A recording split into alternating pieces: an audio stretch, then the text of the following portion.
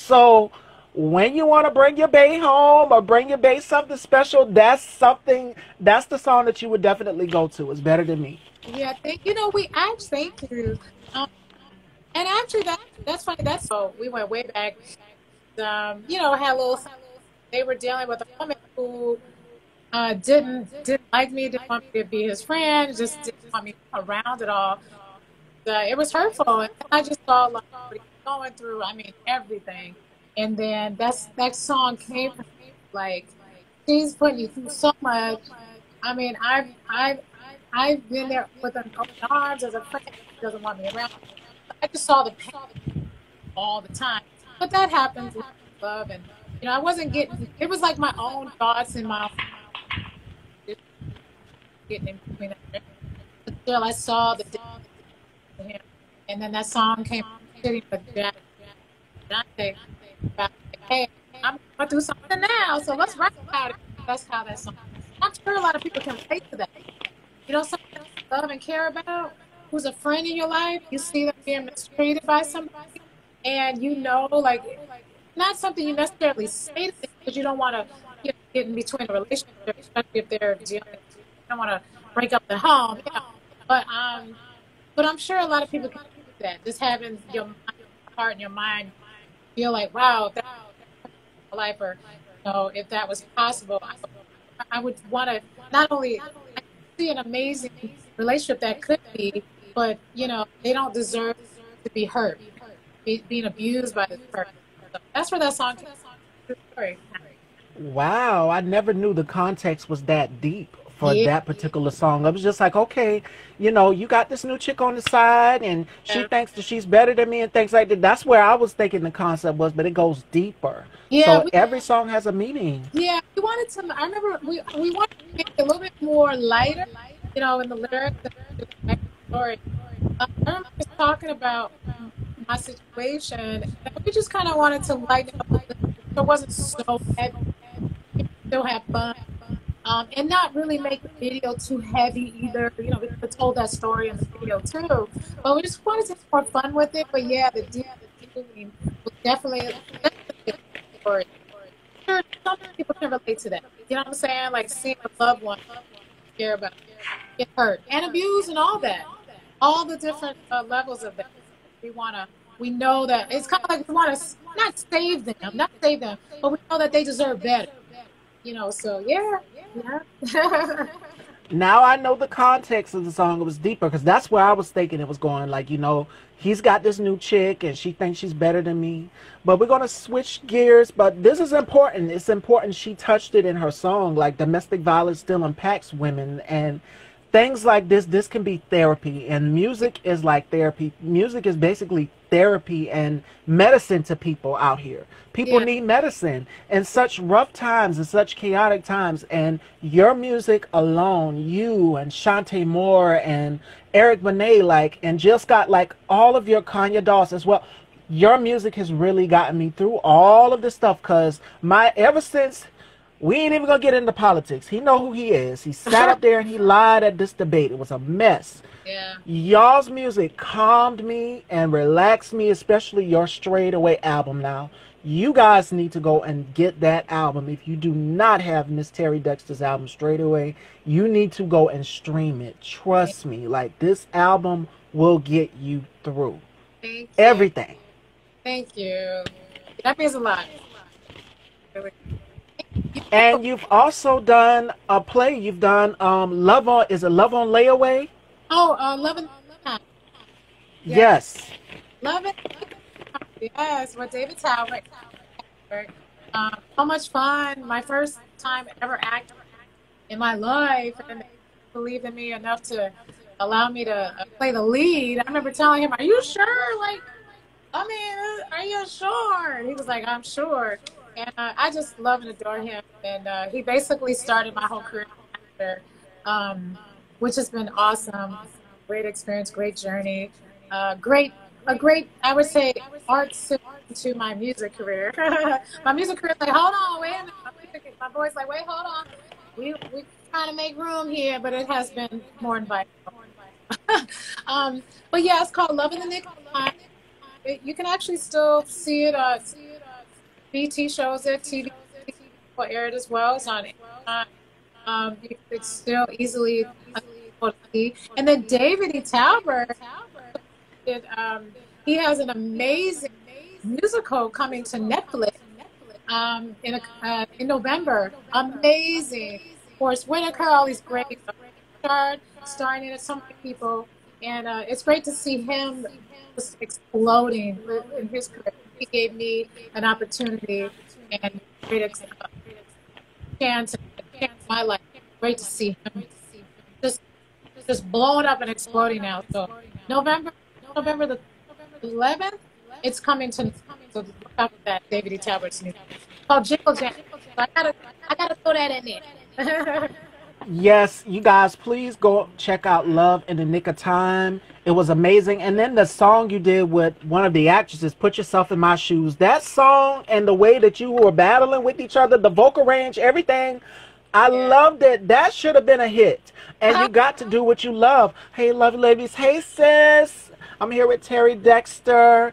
Definitely go and check out Straight Away. The album is absolutely everything. And we're talking about the movie appearance that she did, which was Love in the Nick of Time, a David E. Talbert film. So definitely, he's incredible at what he does. He's incredible. And I'm glad that he got to showcase your talent. Go ahead. The music, the song, Put Yourself in My Shoes, all the music for the play was written by Vivian Green. The singer and songwriter Vivian Green wrote all that music. Yeah. And just to, a lot of people don't, just to throw that out. She's a great artist. So she did all the music and just to throw that in there. Emotional roller coaster, for those of you who don't know, that her and Terry, just alone, your music is so relatable. Like, you both have similar tracks, like Better Than Me, Emotional Roller Coaster, You'll Never Miss Me. Like, the tracks are just so similar. And I'm mentioning all of these artists because you all had hits that just could relate to women, that women could relate to. Women wake up one day and we don't see ourselves as beautiful, or you see a new guy walking out with another chick and it kind of makes you feel some type of way, like, better than me, she thinks she's better than me. But now that I know the meaning of Better Than Me, the song, you explained it deeper. It goes into the context of domestic violence, and the video, is completely different than the message that you're trying to, like, it just tied in beautifully together. And when I seen the video, that the bathtub and the guy, I'm just like, okay, that's where she wants to go with it. Okay, so I love it. It's so secret. Well, it's cute, right? So my mom, of course, I was like, Mama, you gotta be here when I do this video. She was like, okay. So my mom was in all the scenes that I shot for the video. She was like right below me, like sitting down by my feet when they were shooting all the scenes. And then in the bathroom, there was only a couple people that we would allow, of course, in the bathroom scene. But like, she was standing right there. And then the scene where I'm on the counter, like sitting to the refrigerator where the dream man comes out. She's just sitting right below my feet the whole time. Like, my mother is so funny. It's like, so and then it's supposed to be all sexy and stuff. I'm like, Mom, you messing me up, But still, she's like, I want to get close. I want to be like right here. So if the camera went down a little more, you probably could see her hair. So she was just in she was telling me everything, but you can see her.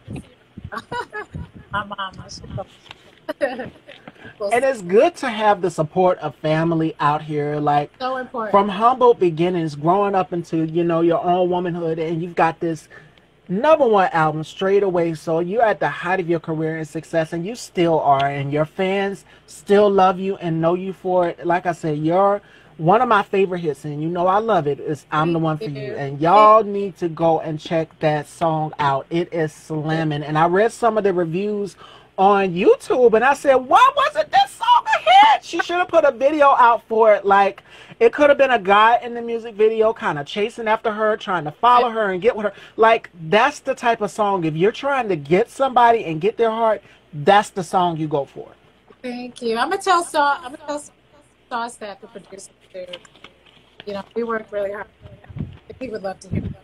Thank you. Because it's catchy. You are so welcome. It is very catchy. That song in particular is up tempo. Like most love songs, like are ballads. Like, and I know people get tired, and I know a lot of artists get tired of, just trying to. Oh, I get tired of having to record just a ballad. I get tired of just singing about how my heart got broken. But I want to sing about being in love, and just experiencing love and just love all around me. It feels good. You know what? Too, actually, do you remember the singer, the great singer Jesse Powell, the Yes. Cameron Powell?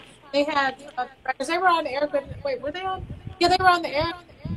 Uh, they, no. Some for the they were on the Some for the People.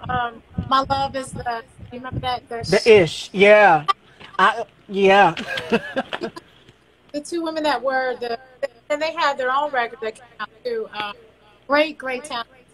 So I think it was Sorry Trina. I don't get this correct, and I love them both. I think it was Trina that wrote the lyrics and melody to "I'm the One for You." Actually, that's who wrote that. Yeah. Okay. And that's her. In the back, listen to the part. I think it was who wrote that lyrics and melody. Some of her, yeah, she was there to make the song. So just so you know, it was Trina and Camera. Yes, Trina and Tamara, What You Come Here For. Jesse Powell gave us one of the most beautiful ballads. Like, you guys all were out during this time, and the music, like I said, was rich. Nowadays, and I said this to 112, they were laughing about it. I said, everybody just want to go to bed now. Yeah. It's not finessing and caressing and just like Better Than Me, the video itself. Like, it's not like it is. It's not romantic. Everybody just want to go to bed and jump in like folks. That's what I said to 112. Yeah, you're right. It's like either go to bed or like this. It's just, you're right. And that, a lot of youngsters learn, just how to roll relationships, and how to, have sex, whatever, or go on dates, whatever, through music. And if you're listening to that over and over, how, of course, learning other ways too. Music has a lot of influence on your way of thinking. Deal with women and relationships, everything. And you're right, because that teaches a lot of the youth, giving them ideas of, this is how it's supposed to be. We got to change that. We got to get kind of change it around a little bit. Yeah. Yes, the lyrical content, because the audience, that's what some of these young people love. But I'm not young. But I'm in a very eclectic soul when it comes to music. Like, I listen to Phyllis Hyman, Patti LaBelle, Gladys Knight, Aretha Franklin. Like, I have a very eclectic ear. My father put me on to Sade and so many other artists like Diana Ross. And just to name a few, Motown, that's what my father grew me up onto, being a baby up until now, my adult years, 26. And your music and the Toni Braxtons and the Shantae Moores and the Marys, like, y'all music have really got me through up until now, me being a full-grown adult. Like, I still listen to it. But people don't know good music until they hear it. You are like media. I say an artist, you're like, I mean, you're like an old soul. You're you're very, and you have this understanding that a lot of youngsters your age don't really understand. That's interesting, and it's inspiring. You're very inspiring. I mean, your name and stuff, I don't even know. Gosh, I don't remember that. You do. I'm just super inspired by it. You just lifted me up in this heat. Oh, thank you. Yes, you, like I said, your album, your song, Straight Away, like, that song is so beautiful. And why wasn't a hit? Why wasn't it a hit? Like, that should have been a hit. It should have been nominated for a Grammy. Like, the song itself was beautiful. Thank you so much. It's we actually, so what happened with that? It was the second single, and we did have we were days before she video. And then the label moved me to the second album. They wanted me to start recording. And I started recording the album, actually, you know, for Warner Brothers. And it was heartbreaking.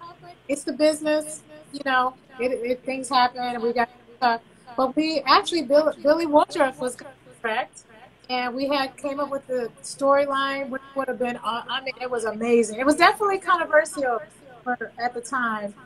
But man, we were so ready. The video was ready to go.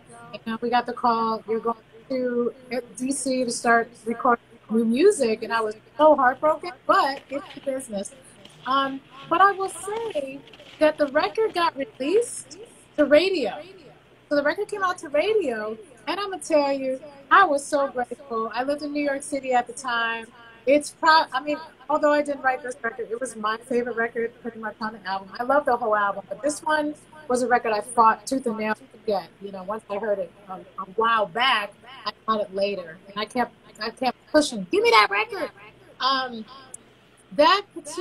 But that record came out. It went to radio, and I remember living in New York City at the time, and it went to #1 on WBLS, which is a major station in New York City. I think it still is, but especially for R&B and soul.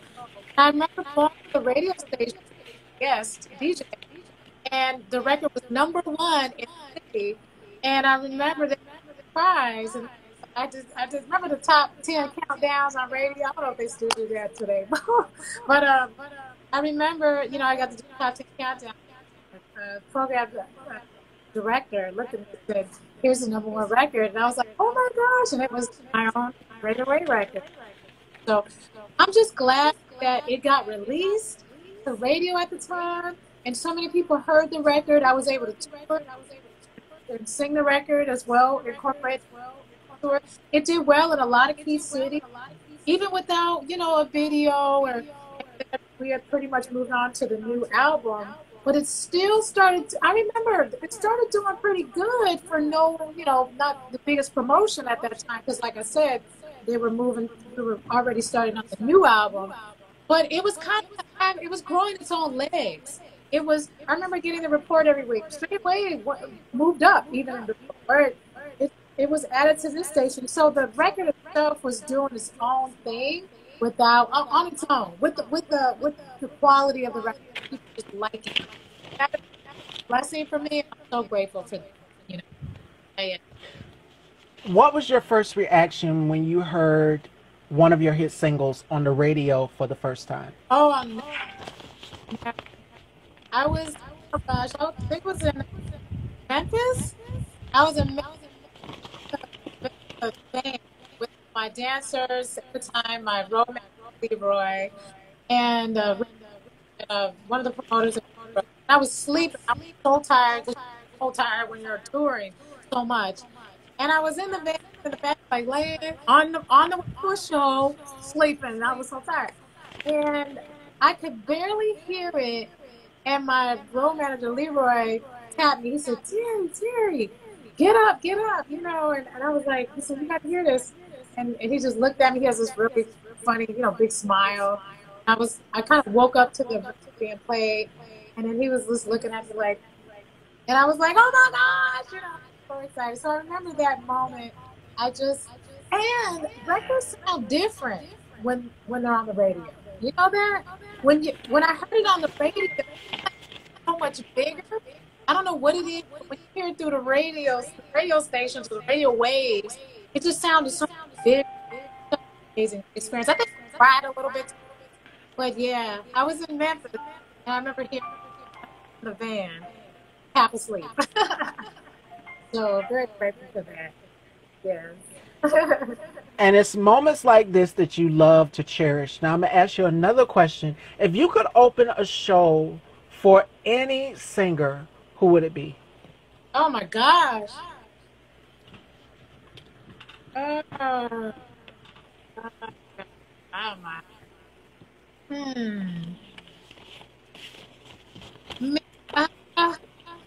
Well, I would have loved to open for, he's passed, and he's one of my favorites too, and that's Prince.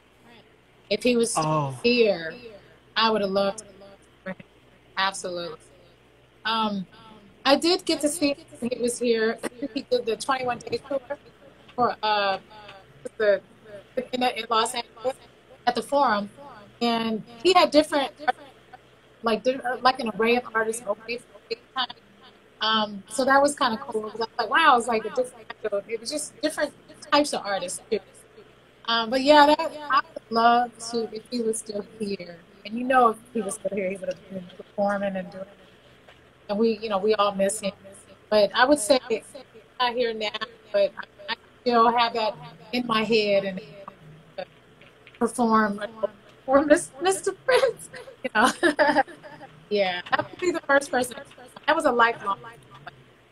I thought you were gonna say either Aretha or Whitney, and they also are talented Oh, alone itself. And we yeah. talked about Whitney Houston in the interview I did with Oh, 112 and how iconic she was. Like, we have lost some greats in the music world, like Aretha and Whitney and Tina Marie, just to name a few. Like, the list goes on and on. Like, the legacy of music will still live on through artists like you, and I've mentioned Shantae Moore and Mary J. Blige and Melanie Fiona. Like, all of these new up and coming artists and that have been out here in the game. Like, Mary's been in the game for a long time, and so has Miss Patti LaBelle and Gladys Knight. Like, all of these amazing women that have been in the music industry. Like, the shift is completely different now that Whitney and Aretha is gone. yeah, it's heartbreaking because they were such big influence. And also, you know, image-wise, Whitney was always very classy. She was sophisticated. I mean, she first came out, I think, like 18 or 20. So wasn't even so young. She still showed young women and men, everybody, a classy woman. You know what I mean? So, and then Aretha as well, classy. She was down home though too. Like I love that she was able. She was very relatable. If you listen Yes. to Whitney was beautiful, like this gorgeous woman who has this amazing voice and this class and all like a model. We all love about her. And Aretha, I feel like she still had the class and the superstar, well, of course, but she was so relatable. Like she could tell you about your day to day, or empowering a woman. You know what I'm saying? Like, so that's what we're missing. I feel like you have the Shakas, of course, you have the Anitas. We can go on with these great women, Yes. Sade's, and I feel the image too. Not only was it the talent, but they had the image that women can look up to. You can relate to it. You can feel like I'm gonna go and go to my job today and ask for my money, listening to Respect. You know what I'm saying?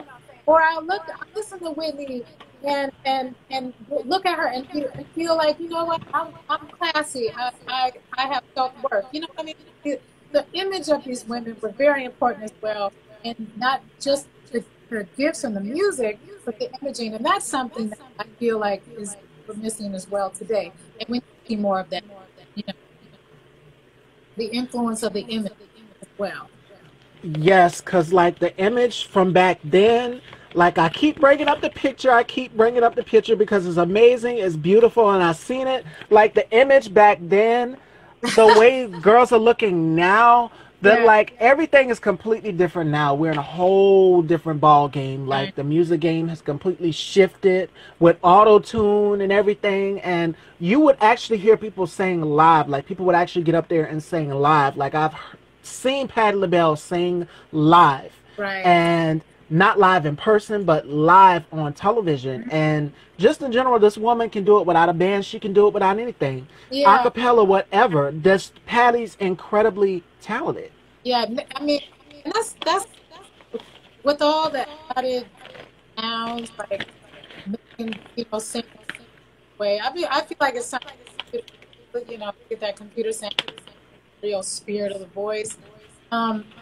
It takes away from the spirit of the voice, the soul of the voice. Where there be a little flaws here and there, the blue notes as we call them, but those are the real moments. The feeling, the emotion. But when you're putting a voice through a program, a human voice that has spirit in it, I feel like you're removing that spirit. You're taking the soul out of that voice, and it sounds like a machine computer, and that's a big problem, huge problem. And what happens too is that young up and coming singers, unless they're being exposed to a certain generation of music singers, they're learning how to they're learning how to perform their gift um, from this computerized or this voice program, and Hmm. unfortunately, it's not realistic, and it's not good education at all. You know, I learned listening to all these great through my dad. You know, listening to all these great artists who sang raw. So I learned how to connect with the rawness in myself and understand that certain sounds and feels in my voice were good and okay. But if you're listening to a programmed voice, you're not hearing that anymore. So so up and coming gifted young singers, especially, are that are they do have those gems in their voice. They still need to be influenced and learn from singers and artists. Going to learn that, oh, that's Hmm. not. I need to remove that part, or oh wait, that's not something I'm hearing other artists do now. So they're not embracing it. They're not learning how to embrace that. And it's a big problem. It's a big, big problem. I wish I could remove all the programs that are for voices. I would take them all and throw them away. And because it's damaging. It's absolutely damaging. Hopefully there's some kind of turnaround so we can really get back. And not only that, but it takes away from the originality of the song. Like I said, when Patti LaBelle sings live, and I'm gonna go back to Whitney. Whitney sung the Star Spangled Banner. There was no auto tune or nothing. This was this woman singing it naturally, and people are like, "Oh, is she doing anything?" No, this Mhm. is her gift. This is her instrument, and it's powerful. Absolutely. I feel like that song, the Star Spangled Banner, part of the melody, but the melody. um, it does. It's kind of a test, right? Like if you could think Yes, a good test to kind of gauge the ability. I mean, a lot of times the personality or ability. You know what I'm saying? Like Marvin Gaye. We all know the great classic, legendary Marvin Gaye. yes. He was like, "Look, this is what I do. This is how I'm going to interpret it," and it worked. And so I feel like that's funny. That song, that melody, the way that song is really gauges the a singer's, I would say, musicality. And Whitney, her Mm. version, it was, I don't, it was beyond amazing. Not, I mean, I've never heard anything like it ever. Nothing like it. And you're right, with each, it's just nothing to it. So, yeah, you're right. Like Whitney had a range that was just out of this world, as well as Patti LaBelle Yeah, and Aretha Franklin and Gladys Knight. Like each singer had her own range, and Whitney's just it just stood out instantly. It just like you can't say that this woman is not the greatest voice of all time because yeah, she sung this live, like there was no auto tune or nothing, and you get goosebumps when you feel it when she goes up and the Rockets you yeah, get goosebumps. Like yeah, Whitney just has this voice that is rich and original. That so many people when she sings is like Mary J. Blige. When Mary sings, you could feel her pain. You could feel yeah, whatever it is. yeah, Like each singer has an effect on people. yeah. You know, I feel like expression, it's not always about having the highest range or like the most perfect notes. It's I always say I personally I for myself. I mean, I love Whitney and Aretha and Anita's and all them. Of course I love them. But there's a lot of great singers and artists out there. It's not where they. It's not about acrobatics and range and this perfect vibrato. But there's this presence. There's spirit in the voice. There's a translation of song that translates through your soul, through the audience's spirit and soul. And that's just as important, or just as gifted as a more acrobatic, I'd say, voice that has the ability to do and go high and Oh yes. so I feel like it's really about the presence and the spirit. If it's an acrobatic voice or a voice that can do or expand a lot, or a voice that expresses with full soul and spirit. I feel like It's all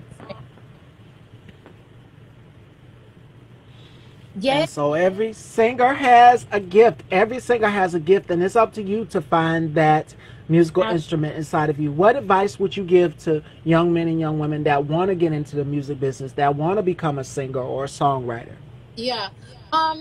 Number one, hone, work at it. Because it's ever evolving. Um, Also, due to the way that we all can listen and buy and hear music today, there's this new one of the great positives about it, there's wonderful freedom to be who you want to be, say what you need to say, and express musicality the way that you, without being told or having a whole group of others telling you how to do it and what to do and what to say. So being that today there's a lot more freedom, being able to release music in so many different platforms and being heard in so many different ways. Definitely stick to your truth, stick to your authenticity. And no matter what anybody says, criticizes or tries to get input, I feel like that's something to like follow. It'll feel right inside of you. You know what I mean? We know when we need to improve something or we need to change something or alter something. Yes. We already know to do it.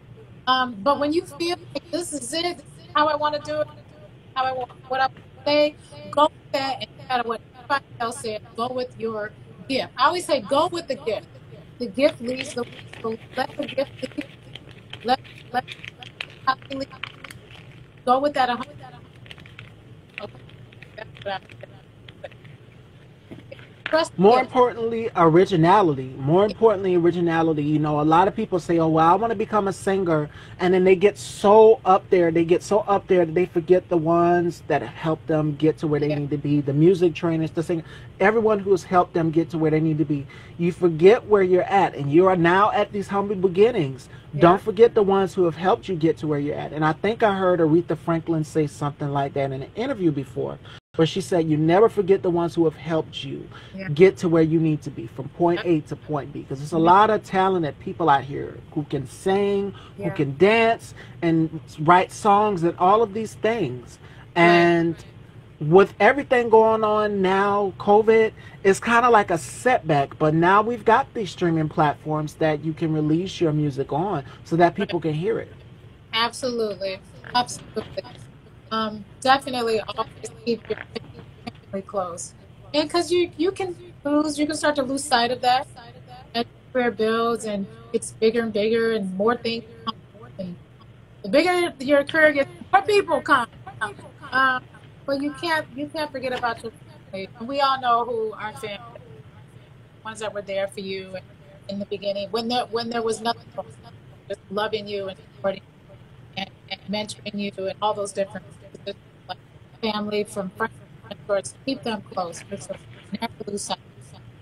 Ever. Yeah.